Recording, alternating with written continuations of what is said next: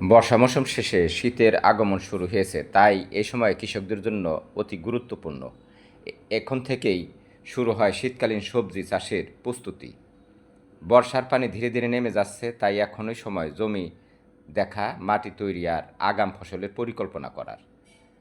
প্রথম যেটা করতে হবে তা হলো পানি নিষ্কাশনের ব্যবস্থা। যেসব জমিতে এখনও পানি আছে সেগুলো থেকে ড্রেন কেটে পানি বের করে দিন। জমি শুকিয়ে গেলে একবার চাষ দিন। তারপর পচা গোবর সার, কম্পোস্ট সার মিশিয়ে মাটি তৈরি করুন। জৈব সার মাটির গঠন উন্নত করে, পানি ধারণ ক্ষমতা বাড়ায় আর ফলনও ভালো হয়। এখন জমি প্রস্তুতির সময় মাদা তৈরি করা খুবই গুরুত্বপূর্ণ।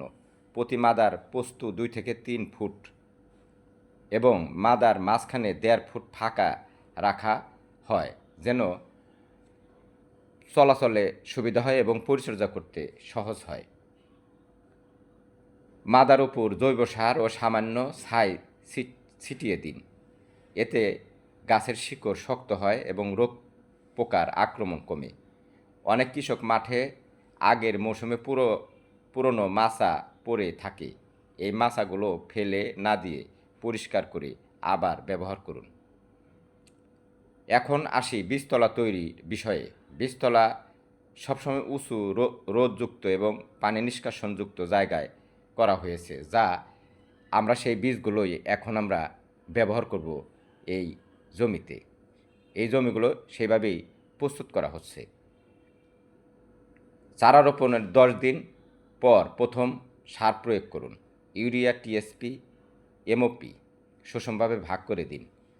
এছাড়া জৈব তরল সার এবং বায়ো ফার্টিলাইজার ব্যবহার করলে গাছ আরও সবল হয়। নিয়মিত মাঠ পরিদর্শন করুন। গাছের পাতায় পোকা বা রোগ দেখলে দ্রুত ব্যবস্থা নিন।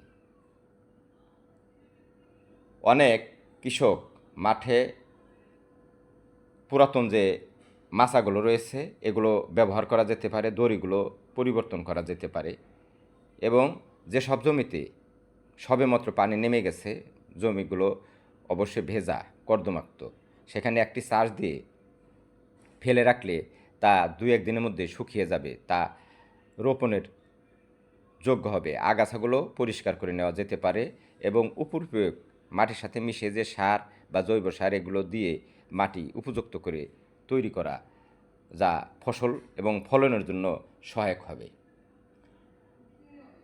তাই প্রিয় কৃষক ভাই ও বোনেরা, বর্ষা শেষে শীতের শুরুতে মাঠ প্রস্তুত করা, মাদা তৈরি, পুরনো মাচা ব্যবহার এবং ভালো বীজতলা তৈরি, এই প্রস্তুতিগুলোই শীতকালীন সবজি চাষে সফলতার মূল চাবিকাঠি। ভালো প্রস্তুতি মানেই ভালো ফসল।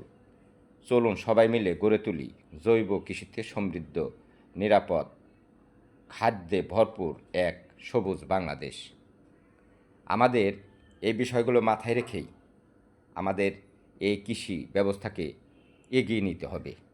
এই মাচাগুলোর যে নিচে যে মাদা রয়েছে, এই মাদায় যে রোপণ করা জন্য যে বীজতলায় আমরা চারা তৈরি করেছি, এই মাদা এবং এই মাচা এগুলো আমরা ব্যবহার উপযোগী করার জন্য আমরা কিছুটা রিপেয়ারিং ব্যবস্থা করে আমরা এগুলো ব্যবহার করতে পারি এবং সুন্দর ফসল ব্যবস্থা গড়ে তুলতে পারবো এই শীতে।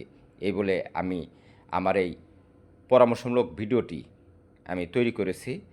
যদি আপনাদের ভালো লাগে, লাইক, শেয়ার, কমেন্টস করে পাশে